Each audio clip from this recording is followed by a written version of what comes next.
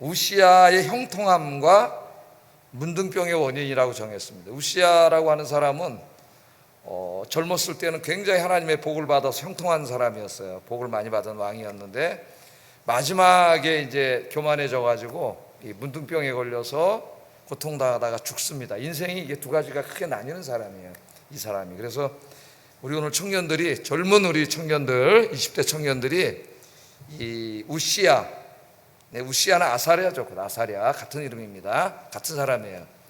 이 아사랴처럼 여러분들 복을 받아서 정말 우리 청년들이 다 잘되고, 영육간에서 잘되고 하나님께 큰 영광 돌리고 쓰임받는 청년들 되기를 주의 이름으로 축복합니다. 그렇게 기도해 주세요. 그렇게 기도하고 있습니다. 젊은이들이 그렇게 하나님 앞에 좀 복을 받았으면 좋겠어요. 기도를 하는데 제가 많이 들어보니까 한 기도가 이렇게 마음에 들어왔습니다. 세상의 기준에 맞춰서 살지 않게 하시고 하나님의 기준에 맞춰서 살게 해주세요. 이렇게 우리 부회장님이신가요? 누군가요? 예지가 부회장님이 이렇게 기도를 했습니다. 근데 기도가 청년 시절에 여러분의 인생을 좌우하는 중요한 기도예요. 청년 때 얼마나 세상을 따라가고 싶겠어요. 세상 가는 친구들, 뭐 여기 우리 홍대에 여기 있는데 진짜 이 더운 여름에도 홍대 앞에 가보면은 젊은 애들이 이 더운데 또 겨울에 그 추운데도 애들이, 근데 정말 애들이 비하하려고 하는 건 아니고요. 정말 이 모습이 다양합니다. 다양해. 진짜 너무 다 깜짝깜짝 놀라요. 뭐 피어싱을 너무 많이 하고 나온 친구도 있고, 뭐 만화책에 나온 같은 옷을 입고 나온 친구도, 하여튼 진짜 다양해.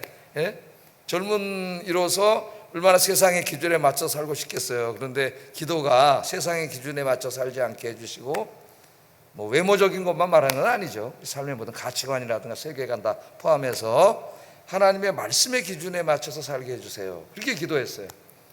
그렇게 살기 바랍니다. 그러면 여러분의 인생은 복받는 인생이 돼요. 하나님 책임져 주시는 인생이 됩니다. 자, 오늘은 유다왕 아사랴에 대해서 공부를 하겠는데요. 아사랴, 제목은 우시아라고 되어 있습니다. 같은 사람인데 우시아로 더 많이 알려져 있기 때문에 우시아라고 제목은 정했는데 오늘 본문에는 아사랴라고 나와요. 아사랴. 이름이 두 개죠. 유대의 왕들 중에 이름이 두 개인 사람들이 여러 명 있습니다. 성경에. 그 중에 한 사람이에요. 이 사람들 이름이 두 개예요. 자, 아사랴의 인생은 제가 지금 방금 말씀드린 대로 크게 두 부분으로 나뉘어집니다. 한 50대 중반 정도까지는 하나님의 복을 받아서 엄청난 사람이었어요. 하나님 경외하는 사람이었고 하나님 말씀대로 순종해 사는 사람이었고, 그래서 50대 중반까지는 하나님의 복을 엄청 받았어요. 근데 50대 중반부터 이제 교만해지기 시작합니다. 교만해지기 시작하고 하나님 말씀대로 안 살고 자기 기준대로 살고 하나님보다 자기가 더 높은 자리에 올라가서 하나님이 금하신 것을 막 자기가 행하고 제사장만 할 수 있는 일을 자기가 막 해버리려고 그러고 그렇게 되다가 결국은 하나님의 심판을 받아서 문둥병에 걸리게 돼요. 그래서 왕 노릇도 못하고 아들에게 이렇게 왕 자리를 물려준 다음에 문둥병으로 숨어서 있다가 그렇게 세상을 떠났습니다. 참 불행한 사람이에요. 자, 지금 우리 유다 왕 중에서 아사랴의 아버지가 누구예요? 아마샤죠. 아마샤고 아마샤의 아버지는 요아스입니다. 요아스. 이 세 왕을 우리가 다 공부를 했어요. 이 세 왕을 보면 참 다 안타까워요. 할아버지, 아버지, 그리고 아사랴. 어떤 공통점이 있어요? 젊었을 때는 하나님을 잘 섬기고 경외해서 하나님이 주시는 복을 받고 살았는데 나중에 이제 왕권이 강화되고 권력이 세진 다음에는 교만해져 가지고 불행한 후반부 인생을 마치게 돼요. 그래서 요아스도 부하들에게 신하들에게 암살당해서 죽었고, 또 아마샤도 신하들에게 암살당해서 죽었습니다. 그러니까 이 아사랴의 아버지와 할아버지가 다 그런 인생을 살았는데 안타깝게도 또 이 아사랴가 같은 길을 갑니다. 같은 길을. 그래서 부모로서 우리 기성세대는 자식들에게 좋은 신앙의 모범을 물려주는 것이 굉장히 중요하고, 또 젊었을 때 여러분들이 지금 기도한 것처럼 세상의 기준이 아니라 하나님의 말씀의 기준에 맞춰서 사는 것이 중요하다. 그것을 오늘 우리가 배우게 됩니다.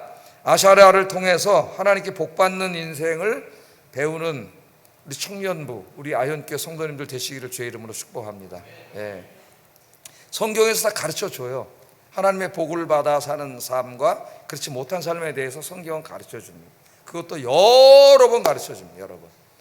그러니까 이제 열왕기서니까 왕들에 대한 이야기죠. 왕들에 대한 이야기입니다. 열왕기서. 우리나라에 이제 그 번역된 책 중에서 유명한 책이 그 로마인 이야기라는 책이죠. 시오노 나나미가 쓴 로마인 이야기. 로마의 왕들에 대한 이야기입니다. 황제들에 대한 이야기인데 거기에 그 역사적인 관점의 핵심은 리더십이에요. 리더십. 그 로마의 왕들을 통해서 리더는 어떤 사람이어야 하는가, 리더는 어떤 사람이어야 하는가, 이거를 가르쳐 줍니다. 그래서 시오노 나나미는 역사가는 아니에요. 그건 비전문가입니다. 비전문가예요. 전문가는 굉장히 필요하죠. 전문가는 굉장히 중요한 사람이에요. 그러나 전문가의 약점이 있어요. 전문가의 약점이 뭘 것 같아요? 전문가는 굉장히 필요한 사람이잖아요. 어떤 분야에 대해 약점이 있어요. 약점이 뭐냐면은 틀에서 벗어나기가 어려워요. 자기가 이때까지 배워온 그 틀 속에 있기 때문에 어떤 크리에이티브하고 이런 창의적인 이런 것을 하기가 어렵습니다. 그래서 역사가들은 다 그 배운 대로 역사를 서술해가지고 보통 재미가 없어요. 책이 지루하고 따분하고 잘 안 읽어. 내용은 굉장히 유익한데 잘 안 읽어요. 시오노 나나미는 전공자가 아니에요. 그러니까 틀에 매이지 않습니다. 역사를 굉장히 재밌게 썼어요. 굉장히 재밌게. 그래서 그 16권이나 되는 책을 많은 사람이 읽어요. 많은 사람이. 그런데 그 역사를 재밌게 쓰면서도 교훈을 줍니다. 즉 핵심은 이제 리더예요. 리더. 한 나라의 황제, 왕, 대통령은 뭐 하는 사람이냐? 백성들을 편안하고 안전하게 살게 하고 배부르고 등 따숩게 살게 하는 사람이 리더다. 핵심이에요. 핵심. 무슨 이념이 어떻고 사상이 어떻고 뭐 이런 정치에 치중하는 사람이 아니라 백성들을 잘 살게 하는 사람이 참 리더다. 참 리더다. 이렇게 얘기를 합니다. 근데 이제 우리 성경도 열왕기는 왕들에 대한 이야기인데 여기에 주인공은 어떻게 보면 왕일 수도 있지만은 왕이 아니에요. 열왕기서의 주인공은 누가 주인공인 것 같아요? 하나님이세요. 하나님. 인간의 왕들 뒤에서 인간의 역사를 주관하시는 하나님이 주인공입니다. 하나님. 지금도 역사는 이렇게 막 진행돼 가고 있고 열강의 지도자들에 의해서 막 이런저런 일이 결정되고 막 전쟁이 나고 막 경제가 뭐 발전하고 무너지고 이런 일들이 벌어지고 있지만은 인간이 주인공이 아니에요. 성경적 시각, 성경의 관점으로 보면은 그 뒤에 하나님이 계세요. 하나님. 그래서 성경의 시각은 하나님을 잘 경외하고 하나님의 기준인 말씀에 따라 살아가는 사람, 통치하는 사람은 하나님의 복을 받고 교만해져서 자기 생각대로 뜻대로 권력을 남용하면서 살아가는 사람은 하나님의 심판을 받아 망해요. 망하는 인생을 삽니다. 그것을 보여주고 있습니다. 그 마키아벨리가 쓴 군주론이라는 책에 군주가 누구냐 그럴 때 이 정권을 잡고 싶으면은 뻔뻔하라 그러더라고. 뻔뻔하게 살아야 된다는 거예요. 뭘 잘못하고도 나 잘못했습니다. 죄송합니다. 이번에 용서해 주세요. 이러면은 권력을 못 잡는다는 거예요. 그러니까 진실하게 얘기하지 말고 잘못을 해도 안 그랬다고 거짓말하고 끝까지 뻔뻔해야 정권을 잡는다는 거예요. 우리 정치하는 대부분의 사람들이 그 책을 한 번씩 다 읽어봤어요. 그래서 우리나라 정치인들이 뻔뻔하잖아. 그 저런 죄를 지고도 이렇게 뻔뻔해. 예? 정말 안타까운 일입니다. 성경을 읽어야 되는데 성경을 뻔뻔하게 살면 안 되고 하나님의 말씀대로 순종해서 살아야 되는데 뻔뻔하게 살면 결국 망하게 돼 있어요. 잘 되는 것 같지만. 자, 그러면 이제 본문으로 돌아와서 이 아사랴 왕에 대해서 한번 생각을 해보겠습니다. 자, 오늘 성경 보니까 성경 말씀을 잘 읽어야 돼요. 성경 말씀은 하나님의 진리의 말씀인데 이 말씀을 잘 이해하려면은 제일 중요한 게 뭐예요? 정확한 관찰을 해야 돼. 제가 늘 말하지만 자연과학만 관찰해서 진리를 얻어내는 게 아니에요. 인문학도 책을 읽을 때 정확하게 육하 원칙에 의해서 관찰을 해야 돼요. 성경 정확하게 읽어야 돼요. 그래야 거기서 교훈, 진리를 얻어낼 수가 있습니다. 자, 오늘 말씀해 보면은 이스라엘 왕 여로보암 27년, 그러니까 지금 남북 왕조 시대죠. 이스라엘이 북쪽엔 북이스라엘, 남쪽엔 남유다로 이렇게 나뉘어 있습니다. 솔로몬의 아들 때부터 나뉘어져 있었어요. 자, 그 북쪽의 왕 여로보암에 대해서는 지난주에 공부를 했는데 이 여로보암 2세라 그래요. 2세. 1세는 누구예요?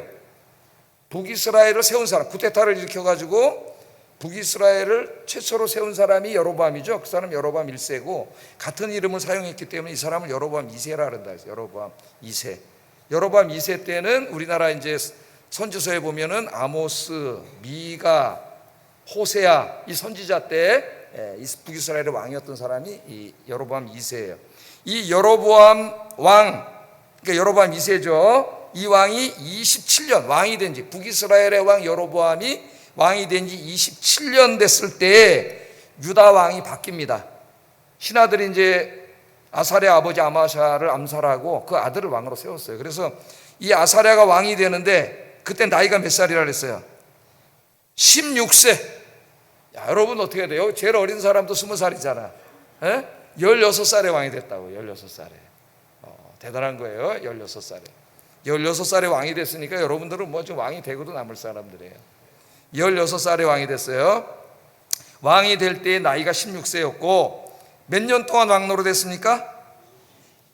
52년. 와, 52년 동안 왕노로 됐어요. 그래서 이 성경을 읽어보면은 이 왕을 제일 길게 한 사람이 므낫세입니다. 이제 므낫세 좀 뒤에 나오는 이 사람이 55년 했어요. 사악한 왕인데 55년 동안 왕노로 됐어요. 그 두 번째입니다. 두 번째에 해당돼요. 52년 동안 왕노릇을 했습니다. 16살에 왕이 됐으니까는 거기다 52년 동안 몇 살까지 한 거예요? 68세까지 왕노릇을 했습니다. 왕노릇을 했던 그런 사람이에요. 자, 그럼 아사랴가 어떤 사람이었느냐? 항상 성경의 열왕기서는 왕을 평가할 때 그 사람이 어떤 정치적인 업적이나 경제적인 업적 이런 걸 따지지 않아요. 로마인 이야기를 읽어보면 그 황제가 뭘 했느냐, 영토를 얼마큼 넓혔느냐, 토목 사업을 얼마나 해, 도로 공사를 얼마나 했느냐, 이런 업적들을 주로 얘기하는데, 물론 그런 얘기도 나오지만은 그런 게 관심사가 아니에요. 열왕기서는 관심사가 뭐 하나님 앞에 어떤 사람이었느냐, 여러분 인생에 제일 중요해요. 내가 지금 하나님 앞에 어떻게 살고 있느냐, 철분이로서 이 제일 중요합니다. 다른 건 다 부차적인 거예요. 여기서 문제가 생기면 여러분 인생은 다 안 되는 거예요. 아무것도. 제일 중요한 거예요. 그러니까 이 일에 제일 신경을 써야 돼요. 하나님 앞에 내가 어떤 사람인가. 아까 기도한 대로만 하면 됩니다. 세상의 기준을 따르지 않고 하나님의 기준을 따라 사는 사람이 되면 되는 거예요. 자, 아사랴를 평가합니다. 평가하는데 3절 4절 한번 읽어보겠습니다. 시작.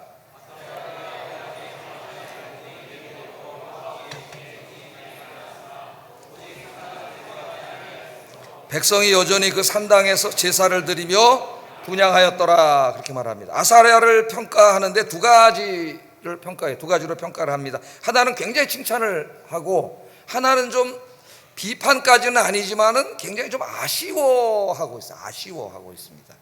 그런 게 있죠. 아주 잘못해서 꾸중은 아니지만은 제가 좀 아쉽다. 제가 애를 키울 때는 90점 맞았어요. 그러면은 잘했는데 아쉽다. 좀만 됐으면 100점 맞았을 텐데.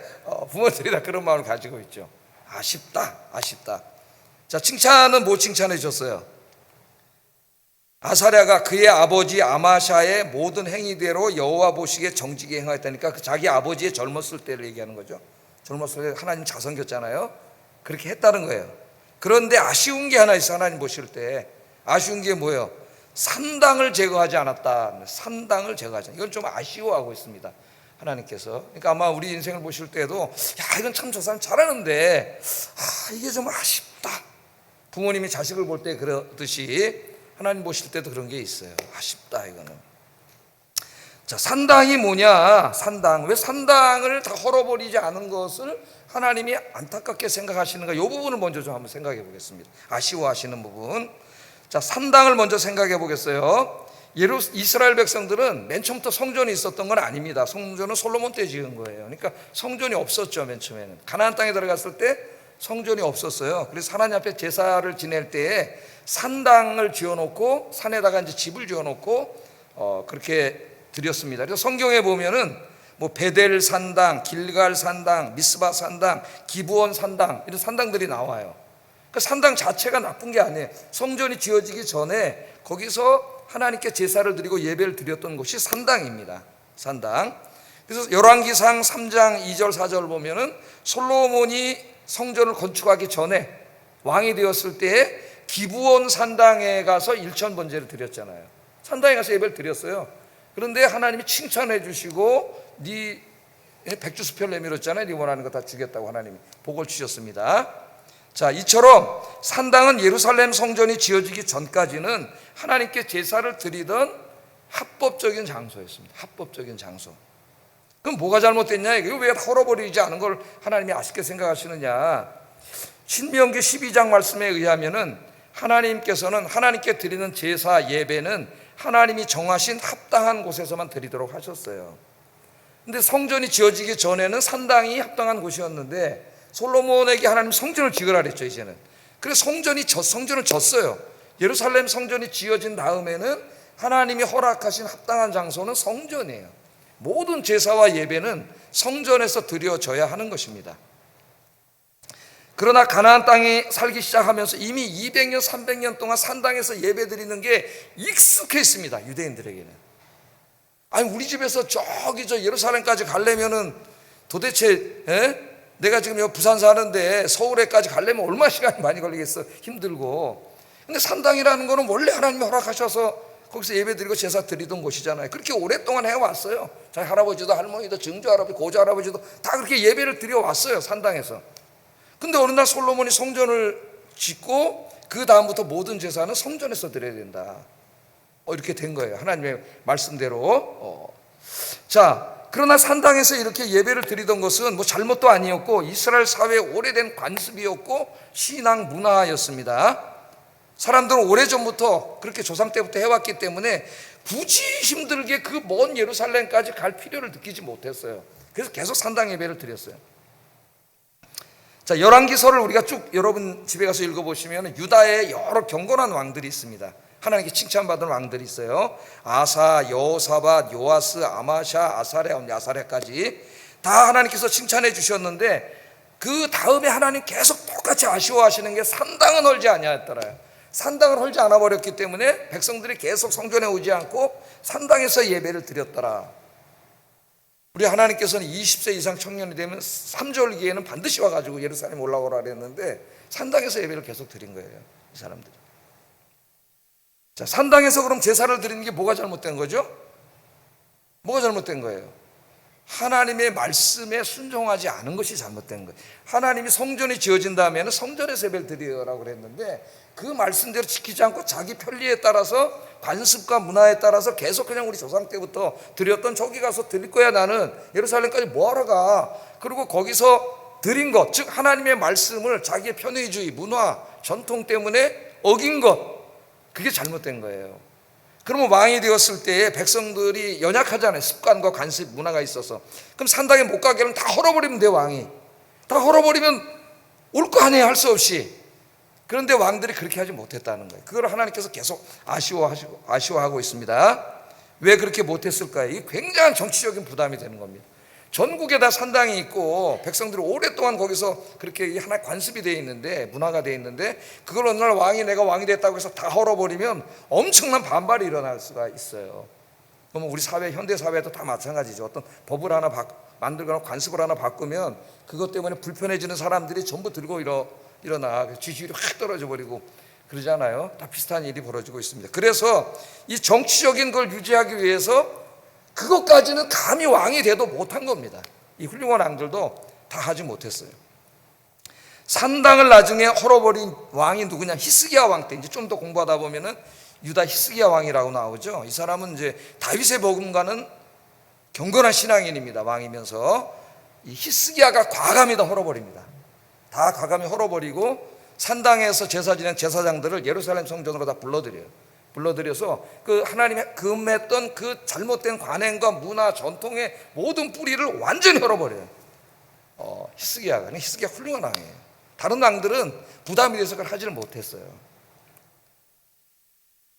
그래서 우리가 신앙생활에 중요한 게 뭐냐면은 하나님의 말씀에 어긋나는 것은 과감히 다 뿌리를 뽑아버려야 된다. 아까 기도한 우리 부회장님의 기도가 자꾸 나오는데 하나님의 말씀의 기준이 아니잖아. 그거는 자기들 편리주의, 전통, 문화 이런 거에 익숙한 것. 근데 말씀이 어기게 되는 거잖아. 하나님 말씀을 우리 삶 속에서 그런 것이 있다면 어떻게 해야 돼? 뽑아버려야 되는데 윗댕가리만 잘라버려가지고는 계속 뿌리가 있으면 계속 나와요. 어떻게 해야 돼요? 그거 없애버리려면 잡초는 다 뿌리를 뽑아버려야 돼. 굉장히 중요하고요. 우리 청년들은 더 중요합니다. 지금 젊어요. 앞으로 살아갈 날이 많아. 우리 인생에 잘못하면 나쁜 습관이 이 문화가 이 산당 문화처럼 계속 뿌리를 내릴 수가 있어요. 나중에 이 뿌리를 뽑을 수가 없어요. 너무 뿌리가 깊이 내려가면. 그래서 젊었을 때는 기회야, 기회. 너희 젊음으로 있을 때에 너희 창조주를 기억하라. 하나님 이렇게 말씀하셨잖아요. 하나하나 잘못된 관행과 관습은 우리 안에서 다 뿌리를 뽑아야 돼. 뽑아야 돼. 그래서 여러분 다 헐어버리고 말씀에 순종하시는 여러분 되길 주의 이름으로 축복합니다. 이거는 우리 가정에서도 마찬가지인데 습관, 우리 교회 다 마찬가지. 중세 교회 카톨릭을 보세요. 1000년 동안 성경 말씀에서 벗어난 교회 관행, 문화, 전통이 교회에 뿌리 내리고 있어가지고 1000년 동안 암흑기가 됐잖아요. 암흑기가. 그래서 하나님이 이 중세에 16세기에 루터나 칼빈 같은 사람들을 일으켜가지고 1000년 이후에 그걸 뿌리 뽑기 위해서 개신교가 생겨난 거 아니겠어요? 여러분, 그걸 다 뿌리 뽑아야 돼요. 자, 어쨌든 하나님께서는 아사랴가 산당까지는 헐지 못했지만 아쉬워는 하셨지만은 그것까지는 그냥 내버려 두셨어요. 왜냐 그때까지는 산당이 우상을 숭배하는 곳은 아니었습니다. 근데 나중에 시간이 흐를수록 이제 산당이 변질돼 가지고 우상 섬기는 곳이 돼요. 이제 선지서 시대에 오면은 그는 하나님이 아쉬웠지만 그러나 잘한 거 있잖아요. 자기 아버지 같이 젊어서 잘한 거, 이 부분에 대해서 하나님이 칭찬해 주시고 복을 주셨어요. 복을 주셨습니다. 같은 사건을 다루고 있는 역대하 26장을 보면은 아사랴에 대해서 이렇게 말합니다. 우리 청년들이 왔으니까 이제 열왕기 상하가 있고 역대 상하가 있는데 둘 다 왕들을 다루고 있잖아요. 열왕기에서는 주로 열왕기는 북이스라엘과 남유다 왕들을 교차적으로 다루고 있어요. 계속. 그러나 역대기를 읽어보면은 북이스라엘의 왕은 거의 나오지 않습니다. 남유다 왕만 나옵니다. 남유다 왕. 그 대신 남유다 왕에 대해서 자세하게 나와요. 그리고 또 역사적인 관점이 좀 달라요. 관점이. 자, 역대하를 한번 읽어보겠어요. 아사랴에 대해 쓴 거 4절 5절 26장 시작.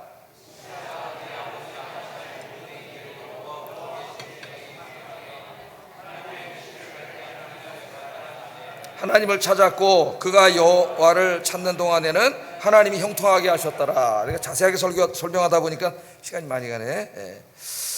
자, 여기 이제 우시야라고 나와요. 이 역대하를 읽으면 우시야로 나와. 우시야로. 우시야는 아사랴의 다른 이름이라 그랬죠. 아사랴 같은 사람입니다. 그러니까 아사랴라는 이름은 왕의 공식적인 이름이었던 것 같아요. 이 사람이. 그리고 우시야는 사람들에게 더 널리 알려진 이름이었던 것 같습니다. 그래서 열왕기야 오늘 본문에 보면은 유다 왕 역대 지략에 기록되지 아니하였느니까 공식 역사책이죠. 역사책. 예? 왕들의 그걸 기록한 역사책을 말할 때 아사랴라고 얘기를 하는데 그 다음에는 다 우시야라고 얘기해요. 그러니까 사람들은 아사랴라는 이름보다 우시야라는 이름에 더 익숙한 거죠. 그래서 이제 나머지 역대하라든가 이사야라든가 호세아라든가 다른 성경 다 읽어보면은 아사랴라고 하는 데는 한 곳도 없습니다. 다 우시야라고 얘기하고 있어요. 우시야, 유다 왕 우시야 때에 그렇게 얘기를 하고 있어요. 그러니까 이 이름이 잘 알려진 것 같아요. 신소영 권사님이 가셨나 계시나? 안 오셨나? 오늘 못 오셨나? 신소영 권사님 옛날에 머리가 아프셔가지고 저 입원해서 뇌수술 하셨는데 신방을 갔었어요. 신방을 경희대학 무슨 병원인데 신방을 갔는데 신소영을 아무리 찾아도 없더라고. 아무리 찾아도 얘 입원 안 했다는 거야. 이 병원에 다 갔는데 신소영. 그래서 어떻게 된 건가 어떻게 다 알아봤더니 신소영은 우리가 잘 알고 있는 이름이고 본명이 따로 있더라고요. 본명. 병원에 있을 땐 본명을 써야 되잖아요. 그게 한참 못 찾았어요. 예? 뭐 똑같은 건 아니지만은 그런 걸 생각해 보면 알 수가 있겠어요. 그러니까 본명이 있는데 아사랴라고 사람들은 더 우시야로 많이 알고 있는 거예요. 그래서 대부분 공식 문서가 아니라면은 우시야라고 얘기합니다. 대부분 성 다 우시야라고 기록하고 있어요. 우시야. 열왕기서에서도 여호와의 역대 지략에 기록되지 않았느냐는 7절까지 나오고 8절 밑으로 내려가면 우시야라 그럽니다. 갑자기 우시야. 같은 사람이에요. 헷갈리면 안 됩니다. 같은 사람이에요. 자, 그래서 하나님께서 우시야가 살아있는 동안 이 복을 주셨다고 이야기하고 있습니다. 어떤 복을 주셨느냐? 형통한 복을 주셨다. 형통하다니까 여기 다 들어간 거지 뭐. 하는 일마다 형통하면 다 잘 되는 거 아니에요. 뭐든지 형통하는 복을 주시기를 바랍니다. 성경에 자주 나오는 말씀이에요. 형통한 복을 주셨더라. 공부하는 학생들에게 공부하는데 형통하게 되면 어떻게 되는 거야? 예? 다 잘 되는 거 아니에요? 모든 전문 지식을 갖게 되고 다 잘 되는 거예요. 자, 어떻게 형통하게 하셨느냐? 이 내용이 오늘 열왕기서에는 안 나오지만 역대하 26장 6절에서 15절에는 자세하게 나옵니다. 하나님이 복 주신 이야기로 가득 차 있어요. 한 10절이. 하나님 잘 믿었을 때. 집에 가서 한번 같이 읽어보세요. 그럼 하나님 그런 복을 주셔요. 자, 읽어보면은 우시아에게 복을 주셔서 주변 민족들과 전쟁을 하는 전쟁마다 다 이기게 하셨다 그래요. 블레셋과의 전투에서 이기게 하셨고, 또 새 성읍들을 짓게 하셨고, 아라비아 사람들, 마온 사람들을 쳐서 승리하게 하셨고, 암몬 사람들이 아사랴에게 조공을 바치도록 하셨고, 또 하나님께서 우시아를 매우 강하게 하셨고, 다른 민족들과 전쟁에서 계속해서 승리하게 하셔서 그 명성이 그 고대 근동에 꽉 차게 했다. 와, 우리 청년들에게 이런 복이 내리기를 주의 이름으로 축복합니다. 에? 소망을 내고 기도하세요. 역대하 26장 8절 읽어보겠습니다. 시작. 이름이 애굽 변방까지 퍼졌더라. 그 이름이 유명해져 가지고 애굽 변방까지 퍼졌습니다. 하나님을 경외하는 사람들이 하나님 이런 복을 주셔요. 자, 또한 하나님께서는 우시아에게 복을, 개인적으로도 복을 주셔가지고 가축과 농사가 잘 되게 하셨고 온 땅이 풍요롭게 되는 복을 주셨다고 얘기합니다. 역대하 26장 10절 읽어보겠습니다. 시작.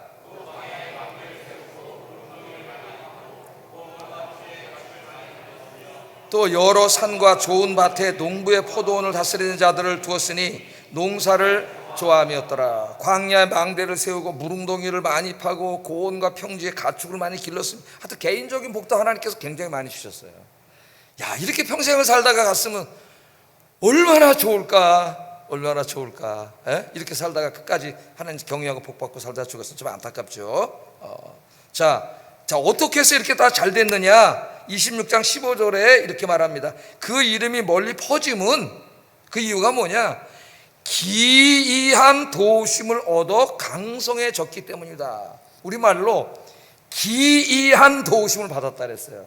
기이한 도우심. 그러니까 우리 인간이 어떤 상식적으로 이렇게 합리적으로 생각할 수 있는 어떤 그런 도움이 아니라 하나님의 권능에 의한 엄청난 어떤 그런 권능의 역사죠. 그러니까 기적적인, 하나님이 전혀 인간이 예상하거나 상상하지 못했던 이런 기이한 방식으로 하나님이 도와주셨다는 거예요.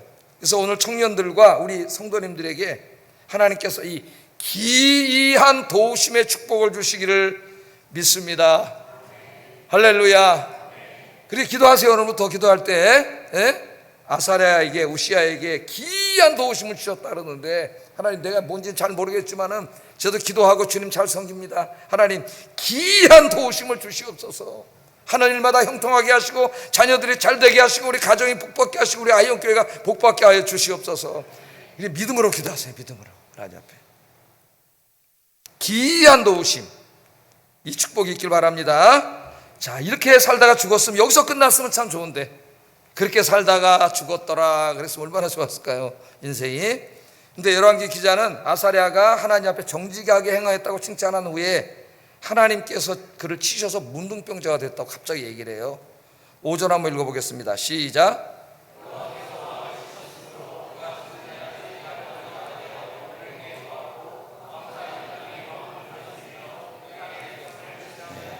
그러니까 열왕기서 본문만 읽으면은 이상합니다. 갑자기 이렇게 복을 받았다가 갑자기 하나님이 치셨다고 나와요. 갑자기 이유도 밑도 끝도 없이 치셨다고 나오고 죽는 날까지 나병 환자가 됐었다고 나오고 있어요, 여기에. 그럼 우리 보통 젊은이들은 뭐라 그래요? 갑자기? 그러잖아요. 갑자기 그랬다고? 갑자기? 그렇게 합니다. 그러나 역대하 26장 16절부터 21절까지를 보면은 왜 하나님께서 아사랴를 치셔서 죽는 날까지 문둥병 환자가 되게 하셨는 것에 대해서 상세하게 나옵니다. 상세하게 나와요. 성경은 다 이렇게 보충이 돼요, 하나님의 말씀이. 역대하 26장 16절 읽어보겠습니다. 시작.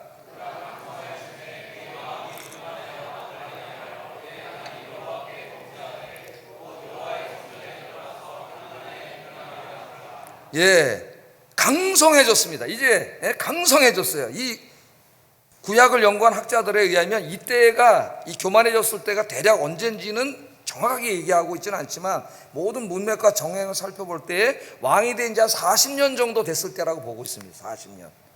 그러니까 16살에 왕이 됐으니까는 나이가 한 50대 중반 정도 됐겠죠. 50대 중반 정도 됐고, 왕을 한 지 40년이 됐고, 아까 복을 받아서 주변 나라들을 다 정복했고, 왕권도 강해지고, 인기도 어떻게 돼? 왕의 인기도 올라가고 권력도 올라가고, 이제 정말 무서울 게 없는 진짜 사람이 된 거예요. 근데 그게 큰 복이지만은 그때가 가장 위험할 때입니다.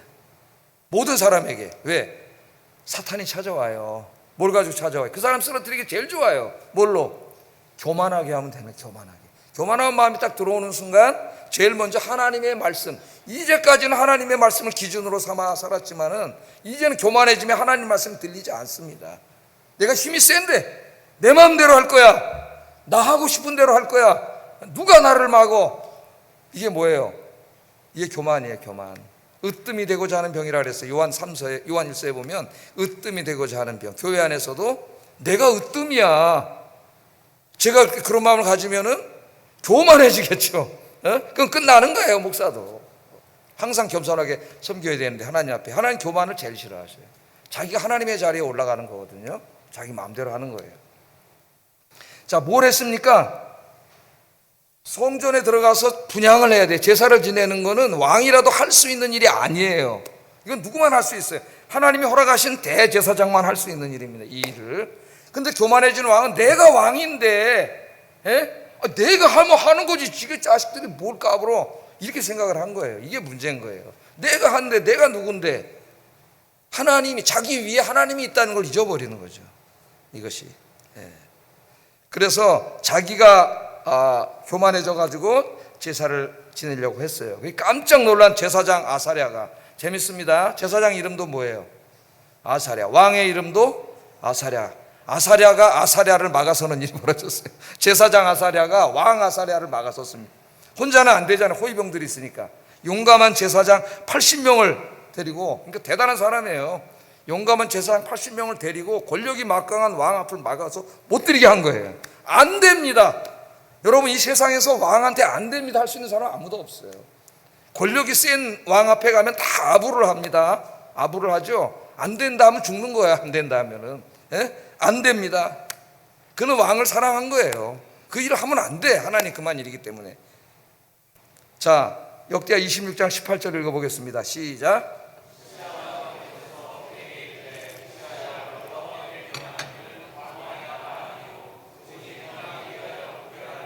아론의 자손 제사장들이 할 바니 성소에서 나가소서. 왕이 범죄하였으니 하나님 여호와에게서 영광을 얻지 못하리.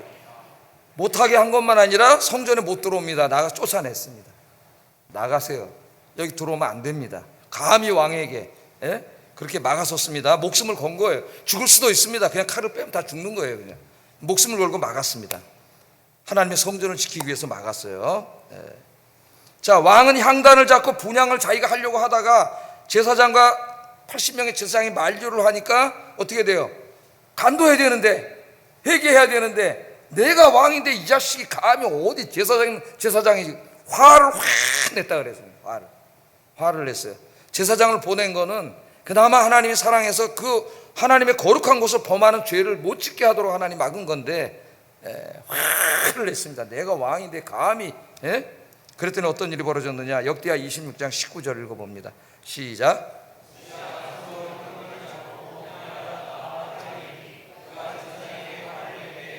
여호와의 전한 향단 곁 제사장들 앞에서 그의 이마에 나병이 생긴지라. 나병이. 제사장이 막을 때 관뒀으면 그나마 기회가 있었는데, 하나님 제사장 보내서 막는데 이 교만이 이미 하늘을 찌르고 있기 때문에 그냥 자기가 분향을 드리려고 했어요. 그랬더니 누가 간섭을, 하나님이 간섭을 하셨어요. 하나님이 막았습니다. 그 거룩한 곳을 범하지 못하게 하려고 하나님이 막아서 그 이마에부터 문둥병이 생기기 시작해가지고 그 문둥병이 다 퍼져가지고 결국 자기 아들 왕자가 국정을 하게 했고, 자기는 문둥병 환자로 숨어 있다가 결국 죽게 됐어요. 그러니까 너무 아쉬운 거죠. 너무 아쉬운 겁니다. 하나님께서, 우리가 하나님을 잘 섬기면 하나님 복을 주시고 이름도 유명해지게 하시고 하나님 복을 주실 수가 있어요. 물론 아닐 수도 있습니다만은, 다르게 하나님 복을 주실 수도 있습니다만은, 그럴 때 제일 조심해야 된다. 하여튼 성공한 다음에 다 쓰러졌다는 것. 성경에 나오는 사람들은 왜 쓰러졌느냐? 교만해져서 쓰러졌어요. 그래서 우리 청년들이 오늘 예배를 드리는데 청년 때부터 겸손함을 배워야 돼. 겸손한 사람, 참 이렇게 봐도 사회적으로 대단한 사람인데 겸손하면은 얼마나 멋있습니까? 훌륭하고, 교만하면은 참 엉덩이에 뿔난 것 같이 보이는 거죠. 그래서 늘 하나님 앞에 겸손하다는 게 다른 게 아니에요. 하나님의 말씀을 기준으로 삼고 거기에 순종해서 하는 거예요. 내가 아무리 왕이라 할지라도, 아무리 세다 할지라도 말씀 앞에 무릎을 꿇는 게 겸손한 거예요. 말씀 앞에 무릎을 꿇을 수 있는 여러분 되길 주의 이름으로 축복합니다. 특별히 우리 청년들은 하나님 말씀이 아니면 아니라고 말할 수 있는 용기 있는 우리 크리스찬 젊은이들이 되기를 주의 이름으로 축복합니다. 기도하겠습니다. 늘 하나님의 말씀에 귀를 기울이고 겸손하게 하나님을 섬기며 하나님 말씀에 순종하게 하소서. 끝이 아름다운 인생, 하나님 앞에 가기 직전이 가장 겸손하고 아름다운 인생이 되게 하소서. 우리 청년들을 위해서 저들의 꿈과 비전이 주님 안에서 이루어지고 우리 청년들이 하나님 앞에 영광 돌리는 청년들 되도록 같이 기도하겠습니다.